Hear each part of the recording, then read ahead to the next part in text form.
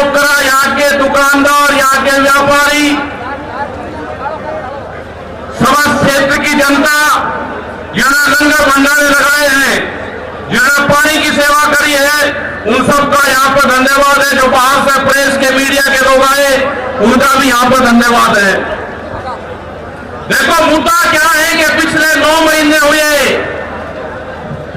9 महीने से जो आंदोलन देश की राजधानी में कई लाख आदमी दिल्ली को घेर के बैठे हुए हैं। भारत सरकार ने 22 जनवरी से बातचीत को बंद कर दिया गया है। आंदोलनरत में जो हमारे शहीद किसान हुए करीब 650 से ज्यादा, हमारे जितने भी बॉर्डर हैं, हमारे शहीद किसान वहां पे हुए। प्रधानमंत्री भारत सरकार ने एक भी जवाब ये नहीं दिया कि हम 1 मिनट का मौन धारण करेंगे। ये समझना पड़ेगा आप लोगों को, ये समझना पड़ेगा आप लोगों को कि जिस तरह से यहाँ पे देश की प्रॉपर्टियां बेची जा रही है, ये लोग कौन है जो देश के संस्थाओं को बेच रहे, इन लोगों की पहचान करनी पड़ेगी। देश में बड़े बड़े आंदोलन ये चलाने पड़ेंगे। आज से जो संयुक्त मोर्चा ने फैसले लिए हैं, उसके तहत हमको बड़ी बड़ी मीटिंगें पूरे देश भर में करनी पड़ेगी।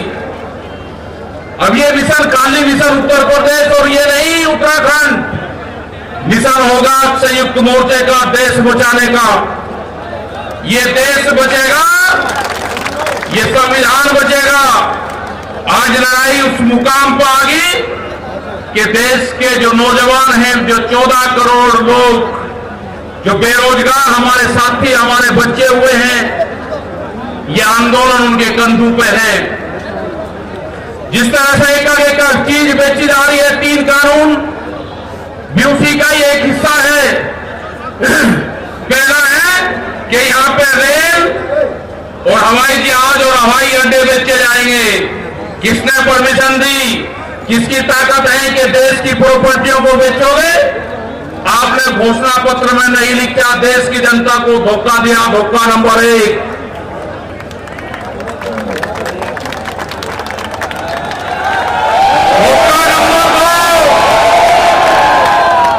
धोखा नंबर 2, बिजली बेचेंगे, प्राइवेट करेंगे बिजली को। ये धोखा नंबर 2 कहीं घोषणा पत्र में नहीं लिखा। जब वोट मांगी, नहीं कहा कि बिजली भी बेचेंगे।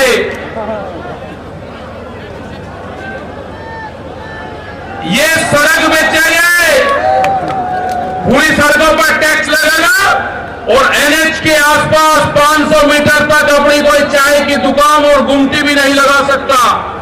अगर किसी ने चाय का खोखा रखा तो वह जमीन उसकी गांव समाज में निहित होगी। ये सड़कों को बेचने का काम करेंगे। ये देख लेना क्या क्या चीज बिक रही है। ये सेल फॉर इंडिया का बोर्ड देश में लग चुका है।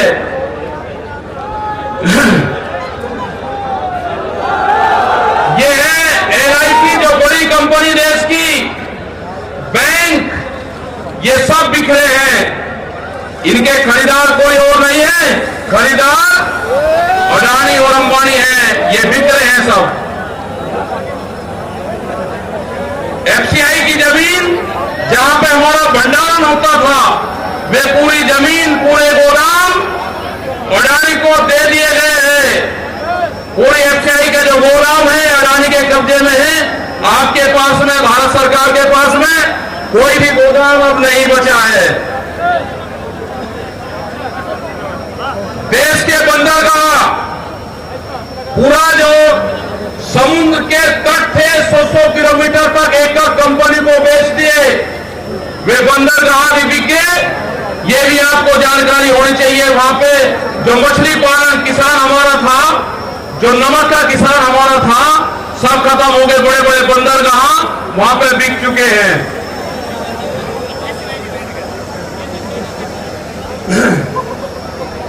ये जल को बेच रहे हैं। जल का पूर्ण रूप से प्राइवेट कंपनियों को नदियां बेची जा रही है। जो नदियां, जो जल हमारी जीवन रेखा होती थी, उनको बेचने का काम पूरे देश में करा जा रहा है।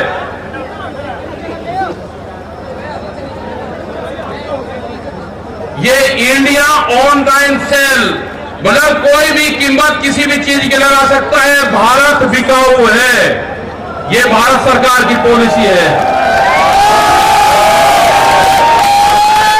अब खतरे में कौन कौन है?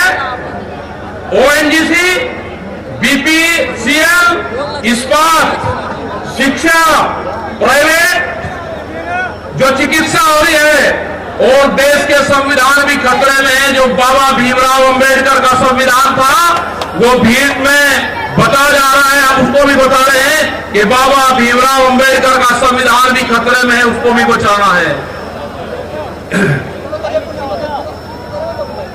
और ये खेती किसानी जिससे ये आंदोलन शुरू हुआ, ये खेती और किसानी भी बिक्री के कगार पे है। हमारी समझ में जब आया, जब देश की खेती बिकने के कगार पाई, जब ही आंदोलन शुरू हुआ। उसके 3 कानून 9 महीने से किसान आंदोलन है वो करने को तैयार नहीं है।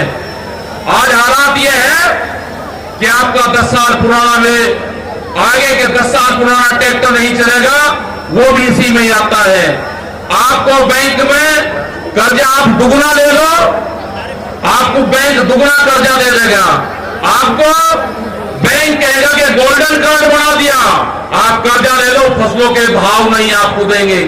हम जिस जमीन पर आए हैं, ये जमीन उत्तर प्रदेश की जमीन, और जहां पे मुजफ्फरनगर का जो क्षेत्र है, ये गन्ने की बेल्ट है पूरी। क्या इन लोगों ने ये नहीं कहा कि जब अगर हमारी सरकार आएगी तो हम 450 रुपए गन्ने का भाव देंगे? ये कोई भाव देने को तैयार नहीं है। यहां पर सरकारें पहले भी आई जिन्होंने 80 रुपए रेट बढ़ाया, दूसरे वाली सरकार आई 50 रुपए रेट बढ़ाया। क्या योगी सरकार उन दोनों से कमजोर है? 1 रुपया रेट नहीं बढ़ाया। हमारा 12,000 करोड़ रुपया से ज्यादा है। आज शुगर फैक्ट्री पे सरकार पे बकाया है। अगर हम मानते हैं तो कहते हैं जी ये राजनीति कर रहे हैं। अगर ये मुद्दे उठाने राजनीति है तो ये मुद्दे यहां के लोग उठाते रहेंगे। हमें बहुत तरह के एलिगेशन लगाए गए। हम 9 महीने से वहां पे हैं, आप लोगों के बीच से वहां पे गए, आप बहुत जिम्मेदारी के साथ में वहां पे छोड़ गए। पूरा संयुक्त मोर्चा दिल्ली के चारों तरफ है। हम घर नहीं जाएंगे। मुजफ्फरनगर में भी आए तो सिर्फ संयुक्त मोर्चे की मीटिंग में इस मैदान में आए। इस मैदान से बाहर मुजफ्फरनगर की जमीन पे पैर नहीं रखेंगे।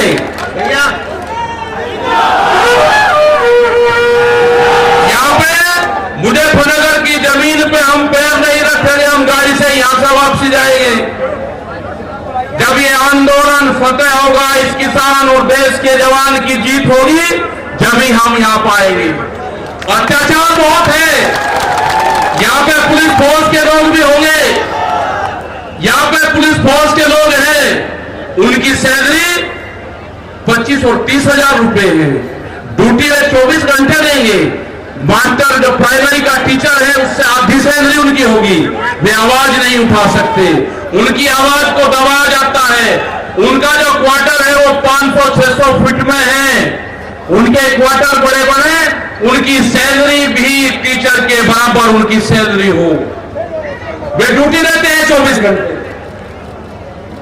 जितने भी सरकारी कर्मचारी हैं उनकी पेंशन खत्म करोगे। एमपी एमएलए की पेंशन लोगे 2-3 कर्मचारियों की पेंशन खत्म करोगे। आप देश में प्राइवेटाइजेशन करोगे तो रोजगार खत्म होंगे। हमारी समझ में एक बात नहीं आई, जो बड़ी बड़ी कंपनी 67,000 और 1 लाख करोड़ रुपया सरकार का लेकर भाग जाती है, उन्हीं को फिर बड़े बड़े संस्थाएं बेच रहे हैं। वो पैसा कहां जा रहा है? अगर पूरे हमारे संस्थाओं के रेलवे बिक्री है, रेल के 4.5 लाख कर्मचारी बेरोजगार होंगे।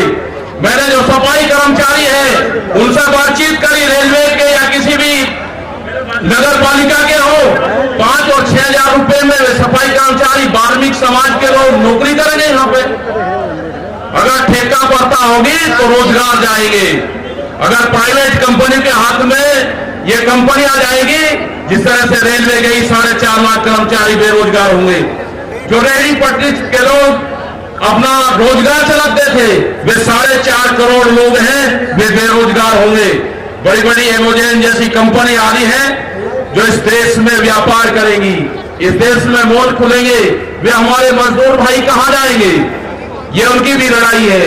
ये लड़ाई जितनी भी संस्थाएं बिक रही है उसकी लड़ाई है। और आपने आगे की और हम बात बता देना चाहते हैं। ये लड़ाई शुरू हुई 3 काले कानून से, ये लड़ाई शुरू हुई एमएसपी पे गारंटी कानून से।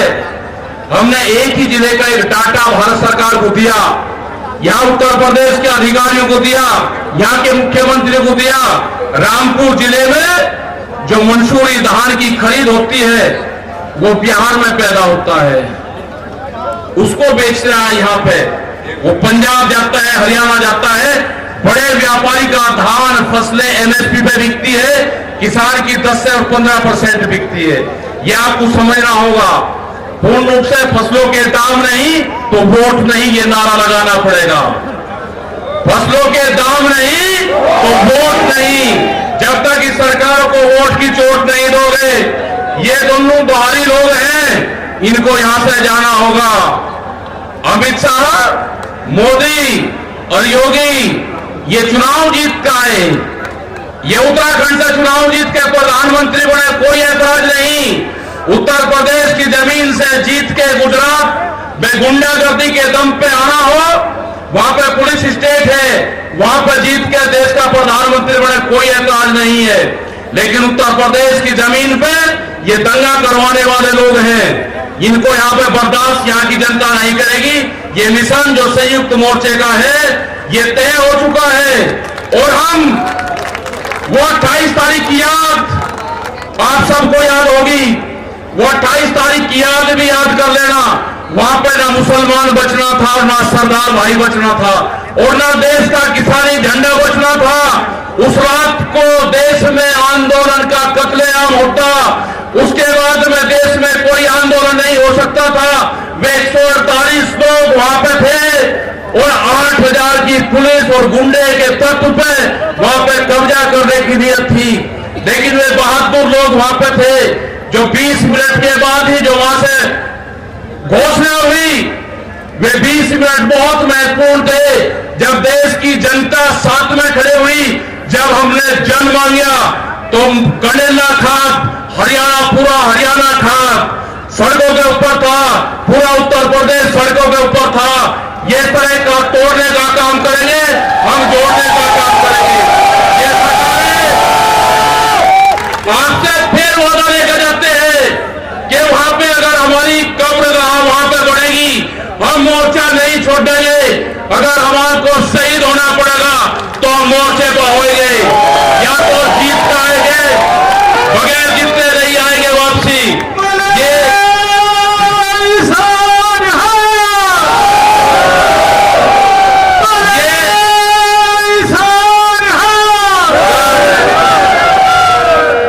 इस तरह की अगर सरकारें देश में होंगी तो ये दंगे करवाने का काम करेगी।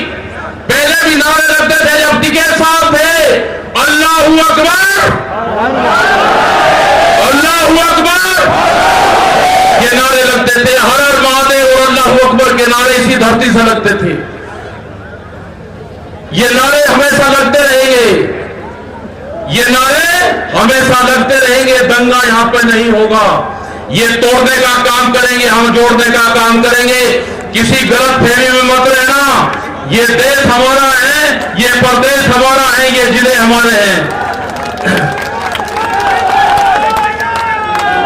आप तैयार रहना।